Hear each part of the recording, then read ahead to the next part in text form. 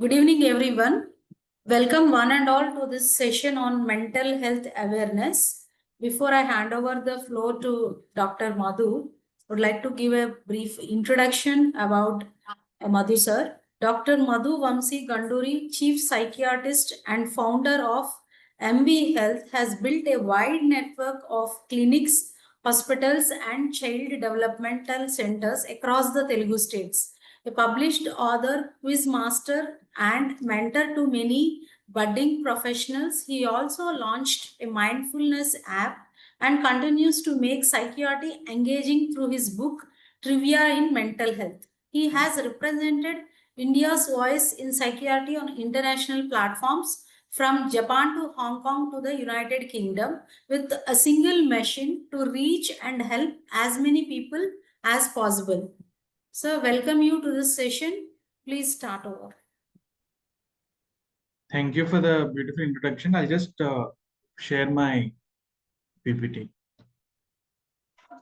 Okay, sir.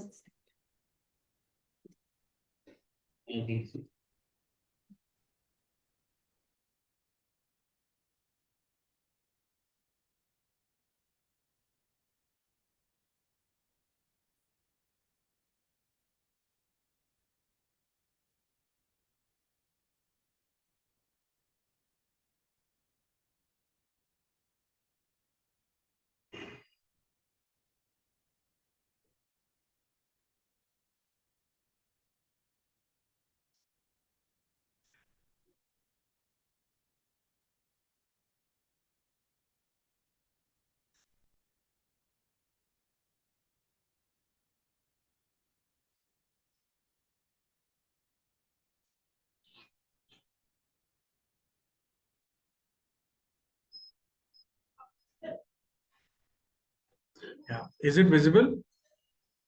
Yes, sir, it is visible. Okay. So hello everybody. I'm Dr. Madhu Vamsi. So through this 50 to 60 minutes time, I'd like to make you aware of what is mental health. We have a lot of misunderstanding, a lot of misapprehensions about what is mental health. So this is my first slide, which says that I can't understand these American words. So he says that this legendary cricketer, which you must be knowing, Kapil Dev, he says that I can't understand these words like American words like depression. So he being such a legend, something like this is a bit awkward. So I thought I'll try to debunk him by uh, giving few examples how depression doesn't happen only in America, but also very much happens nearby, near you, near your city. So before going into the in depth of that, usually the current love is about phone addiction. So basically, you start picking up your phone, you watch a reel, then after 10 to 15 seconds, your dopamine increases. And as your dopamine increases, you feel happy, you feel good. Then after a while, again the dopamine decreases. Then you want to watch another reel. So this is called as bad dopamine. There are two different types of dopamine. There's good dopamine, bad dopamine. In good dopamine, usually it happens over a period of time. For example, maybe about 20, 30 years back, we used to read a book. So we used to wait for the climax. We used to wait for the end to happen. And then the dopamine used to increase in your body and it used to stay for a long time. But unfortunately, because of the rising reels, rising shorts, rising short videos, the dopamine is actually something like a bad dopamine. This is like a burst of dopamine. And this is what is actually happening in mobile addiction. We see among kids, we see among teenagers, we see among old age people also. And that is leading to a lot of stress among a lot of individuals. But at the outset, who am I? This is a question which I want to ask to everybody. Anybody in the audience can uh, tell me who am I? Psychiatrist, psychologist, anybody? I want this session to be interactive. So I request you to answer me. What Whom do you think I am? I'm a psychiatrist, psychologist. What do you say? Anybody? Okay. So uh, I am a psychiatrist, and many people don't know the difference between a psychiatrist and a psychologist. Psychiatrist is somebody who does uh, MBBS for 4.5 years to 5 years. Then he does a specialty for another 3 years, that is MD in psychiatry. But whereas a psychologist is only somebody who does BA, then MA, that is about 3 to 4 years, then 1 to 2 years of MA. So overall, the duration of study is also different, but the major difference lies is that a psychiatrist can make sure that he can give you medicines, and at the same time he can make sure that you undergo counseling sessions. Psychiatrist is trained to uh, do counseling for the patients, but whereas a psychologist can never give you medicines. They are only supposed to give you counseling. That is a major difference. So small vignette about it. And have you ever visited one? I'm sure you visited one. So that is because of stress. It's a five-letter word called as stress. It can be because of your work. It can be because of your family issues. It can be because of your occupation, multiple things, and you would have definitely uh, visited one. So stress is a great motivator. That is usual myth. Oh, I'm stressed. That's why I'm able to do something. But in fact, it is not always a motivation. Stress keeps us moving towards two things. It can either build us or totally deplete your well-being. And there's an important concept called as perceived stress. So that is what is stressful to you might not be stressful to me. What is stressful to you might not be stressful to you. So usually say, Array, this is a very small thing. Why are you getting worried? But then for them, it's a big thing. For them, it's a huge thing. So we should never dismiss saying that, oh, it's a small thing. Why are you getting worried? So that's why I say how you perceive that stress is important. And that can be different for each person. And this leads to various disorders like heart attacks, diabetes, hypertension, osteoarthritis. Sometimes you have good strokes as well, osteoporosis, and you have you forgetfulness, cognitive impairment, and of course you have something like this. This is called split personality. Anybody can tell me which movie is this?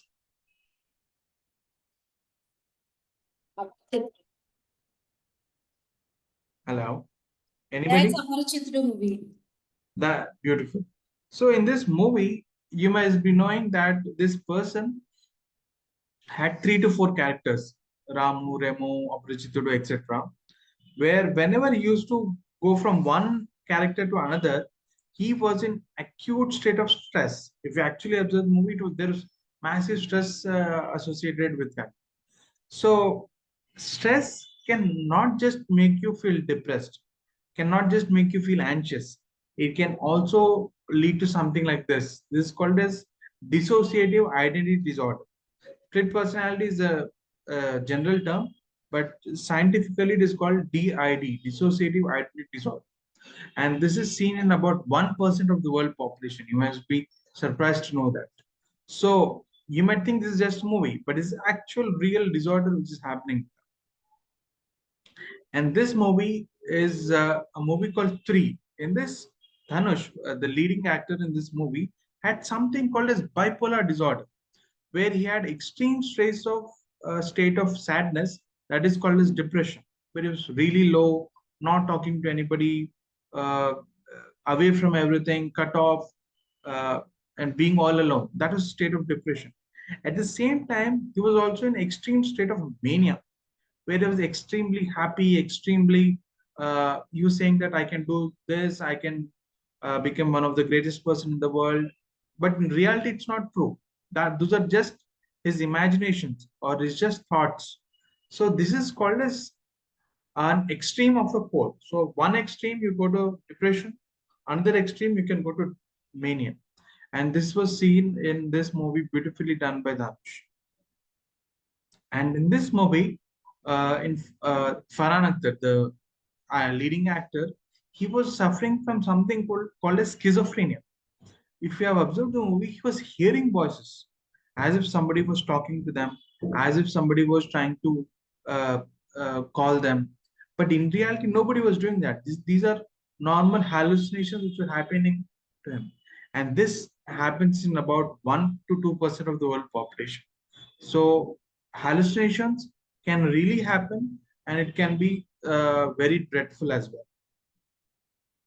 And the molecule involved is dopamine and this one. And this is a famous movie called Mahanati, where you have observed that uh, actress Kirti Suresh was taking the role of Savitri, where she was totally drunk because of acute stress, where she had a massive breakup, and she went into acute stress. So even addictions can be because of stress. We see alcohol addiction, smoking addiction. Unfortunately, we are seeing a lot of cannabis addiction, and you might be surprised to see that of late I'm seeing something called snake bite addiction. People are coming with small poisonous snakes which they're taking every weekly once or every 2 weeks once. They give that intense high, so that is also possible. And of course the receptors are GABA and glutamate, and this is something called as eating disorder. So if you have observed, this is a famous singer called Amy Winehouse, where she was popular in the USA, and she had something called as eating disorder. And at just 27 years of age, she looks something like this on the photo on your right hand of the screen. And she unfortunately committed suicide at a very young age of 27. So something like that can also happen. And as you have seen on all the movies which I've shown, uh, unfortunately everybody died.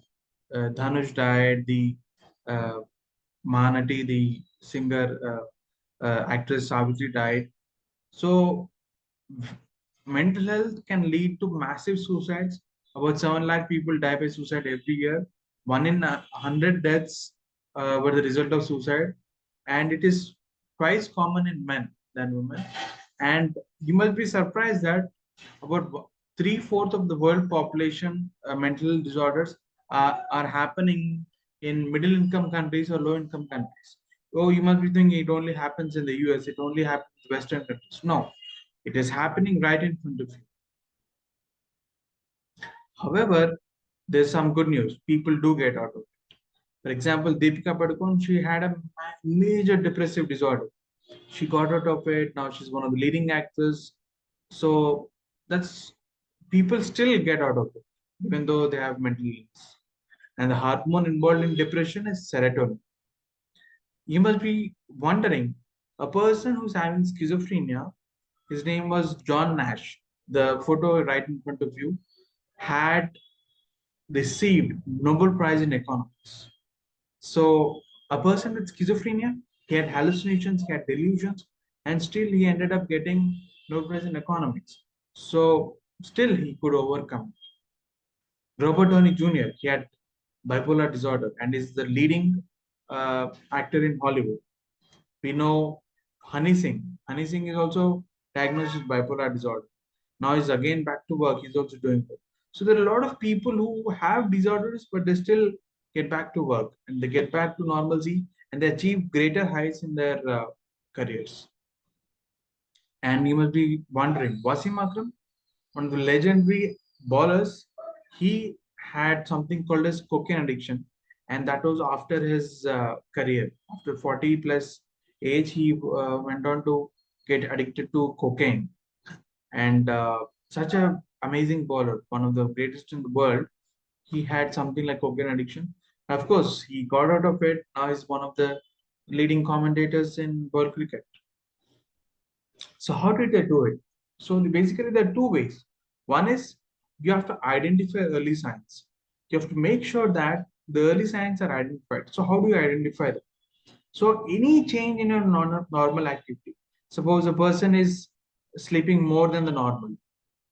and suppose he sleeps for 6 hours and is sleeping for more than 7 to 8 hours, 9 hours for a period of 7 to 14 days. Or if he's sleeping less than 6 hours or 4 to 5 hours for a period of 7 to 14 days, then we should think that there's some disturbance in his body. So once in a while is fine. 1 day, 2 days, everybody has those ups and downs. But if it continues for 7 days, if it continues for 14 days, then you should definitely think there is some change in their body. It can be because of stress, it can be because of illnesses.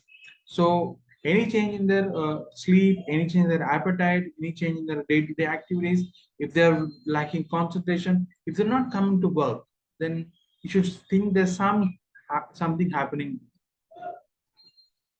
and it's a vicious cycle. It starts with stress, it goes to psychiatric illness, the illness increases, and again stress builds up. So it's like a vicious cycle. So you have to break it. So how do you do that? One is, of course, attend this session, and I hope everybody listening and understand that what is an illness, what is psychiatric illness, what is bipolar, what is schizophrenia, what is dissociative identity disorder, what is addiction. So if you only understand it, you can actually see, oh, he's suffering from it. He might be suffering. So please attend these sessions regularly and try to impart knowledge to your friends, your colleagues, your relatives, that something like this can also happen. And of course, healthy lifestyle. Make sure you have 6 to 8 hours of sleep. Make sure you have good diet. Preferably have 2 to 3 times a day a meal, and have 3 liters of water every day. And kindly have these 5 superfoods: badam, walnuts, dark chocolate, 1 glass of milk, 1 glass of coconut water, and banana. These are called superfoods. If you have them every day, I think you will be doing well. Third thing is appreciate yourself. Nobody in the world is going to appreciate yourself. You should appreciate yourself. Even if you achieve a very small thing, maybe go out, talk to a friend, maybe be happy with them, maybe say how you're doing, how is everybody doing. So I think that should be definitely be appreciated. And have one friend, that is called ek dost. Ek dost is enough in your life. So make sure you have one friend who will help you out, and will be available even at 2 o'clock in the night. If you're having some issue, make sure he's available. So having one friend in life is more than enough than having millions of friends. And of course, stress management. Here are a few tips for you to follow stress management.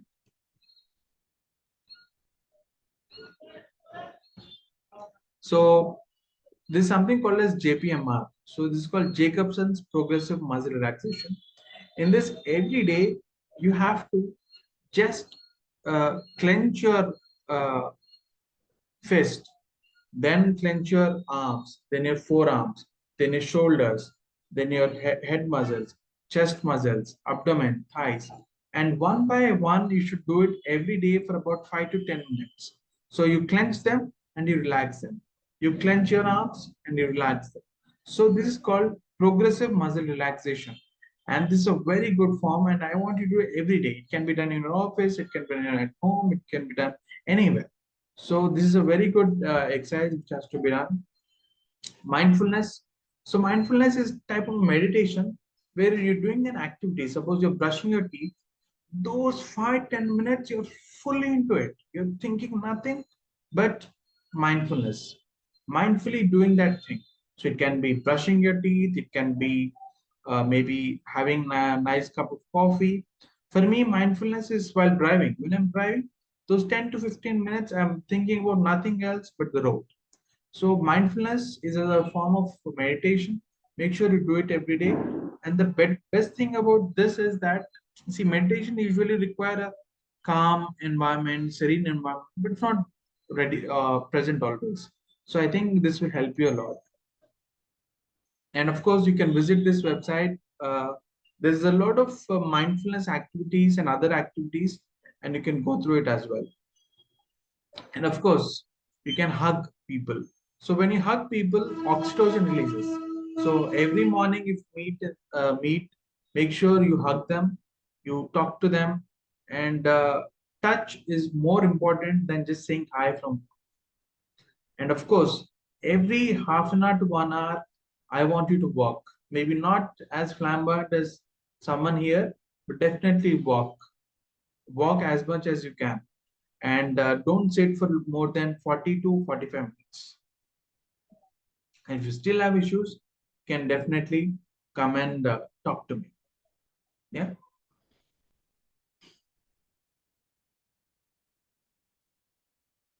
So I just try to explain that it doesn't happen in just America, but also happens in India. So I'm open for questions if anything.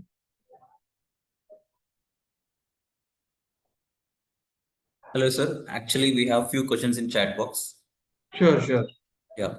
First Should I? question would be, we have one question from Srinidhi. Okay, What are some of the most common misconception people that have about mental health? correct. Yeah. So one of the major misconception which I've seen is that people think that mental health is not real. It doesn't have it just in your head. It's not something which is science backed. But the unfortunate thing is that mental health, just like physical health, is equally important. It is actually because of science, because of certain hormones in your body, because of certain chemicals in your body, certain changes which happen in your body. So when we say health, it should include both wellness in physical and mental health. If you're well in both these states, that is physical and mental, then your health is doing well. You might be going to gym every day. I see a lot of gym instructors coming to me, but they're having massive anxiety, massive depressive episodes. So it is so unfortunate that, oh, he goes to gym every day, he eats such good food, but it still happens because there can be genetic factors, there can be some stress at home, there can be some stress with his family. So it can happen to anybody. So that is one major misconception. And second thing is, we usually say, you're thinking a lot, and you say, why are you thinking a lot? Stop thinking. What I tell my patients or people is that thinking, even the patient knows that you should stop thinking, but he cannot do it. That is why you require proper support, mental health support. Maybe you come to psychiatrist, psychologist, anybody, but you need proper support. That is because there are certain chemicals which are lower in his body. If these chemicals are maintained to a normal state, then automatically his thinking will get better, his concentration will get better, his sleep will get better, his appetite will get better. So it's all related to chemicals. Don't think that it's only in your head. It's happening. So just because you take fever medicines, sometimes you might have to take medicines for your mental health. And they're not at all addictive. So many misconceptions, oh, it's always addictive, not at all addictive. In fact, if you do not take them, it will hamper your quality of life. Your quality of life will be destroyed. Yeah. And we have another question from Akash. How do you see the stigma around mental health changing in India and globally, sir?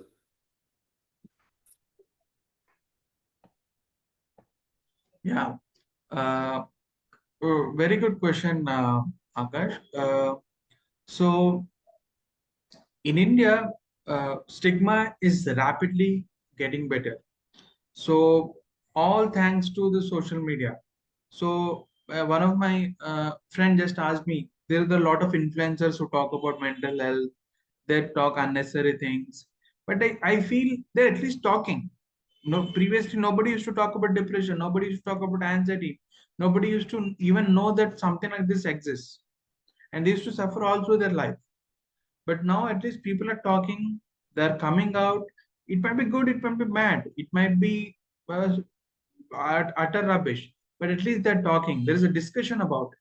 So stigma has reduced and people are coming out. uh, uh, a place like uh, not so developed city of Hyderabad, or developed part of Hyderabad, we are still getting a lot of patients. So it's a clear sign, and I'm sure in 10 to 15 years, a lot of sea change will be seen in mental health as well. And sir, we have another question from Naresh. In your experience, what are the early warning signs that someone might be struggling with their mental health? Very good. So, like I've already said in my presentation, any change in your mental health, that is one is day-to-day activities. That is one is if your sleep is either increased or decreased, if your appetite is increased or decreased, and if your concentration levels are increased or decreased. So, if it happens continuously for a period of 7 to 14 days, then you should consider something is wrong with you. It might not be a big thing, it might be a very small thing, but something is not right in your body. If it happens for 1 2 days, you're not supposed to worry. But if it happens for more than 1 to 2 weeks, then you should definitely consult a specialist. So these are the early signs. Any change in day-to-day activities. It can be from sleep, appetite, your concentration levels, or socializing, etc. Question: how can working professionals can manage their stress and burnout effectively? Working pro. So one is that many times working professionals do not appreciate themselves. They expect appreciation from the your team or your boss. What I say is that if you're having a very good day, suppose you have done some really good work today, try to reward yourself. Go out, maybe talk to a friend, maybe eat something which you like. I don't know. But appreciating yourself is more important than somebody else appreciating. So make sure you appreciate yourself, take frequent breaks, have a healthy lifestyle, and I think that should be sufficient. And we have another question from Mohana sir. Can you please give some context about misophonia condition where few particular sounds can affect a person a lot? Uh, see, it can be because of multiple things. Because it can be because of past trauma, where certain sound has actually led to some huge trauma in them. Therefore, when they hear later on, maybe 1 year, 2 years later, whenever they hear that sound, they might get those flashbacks. They might think about that trauma again. Say, suppose you're on a road and you unfortunately see somebody getting hit by a road, and there's a huge uh, sound of a truck, and that is you remember it.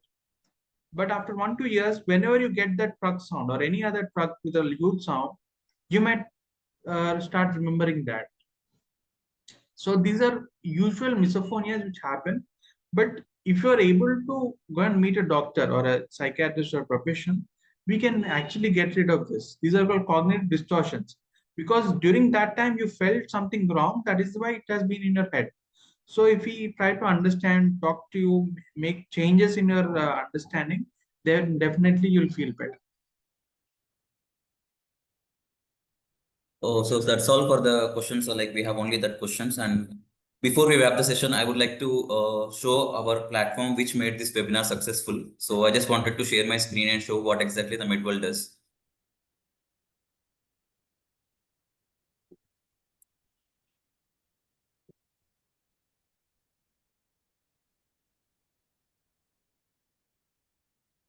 I think you can able to see my screen, I guess everyone. So MedWorld is a unified healthcare digital healthcare platform. So we connect healthcare manufacturers, distributors, and healthcare service professionals in our platform. So far we have more than 6,000 plus manufacturers, 6,000 plus distributors, and 5,000 plus healthcare service providers, which means doctors, medical students, and so on. So people who have joined this session has been, most of them are medical students and general people who are really interested. So I would like to showcase what would be the major benefits that they can get from MedWorld Expo.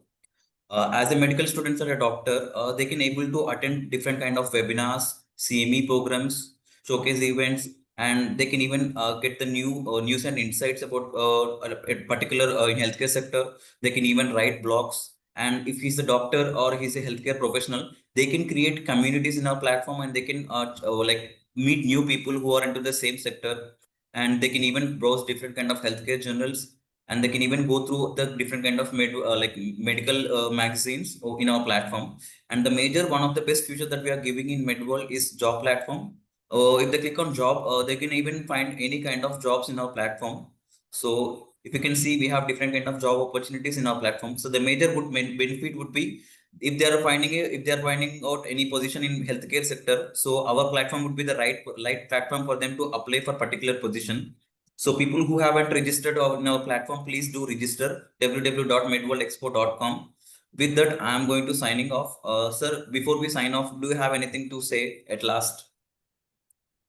Thank you, Sam, so much, Metwell, for giving me this opportunity.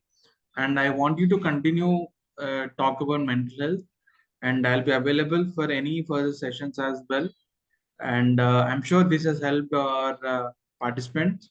And if they need any doubts or any questions, they can always contact me, and you can send me their or you can send my number to them, Sure, and sir. I'll be available.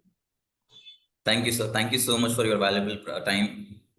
It was a very good session, so thank you. Thank you. Thank you. Yeah.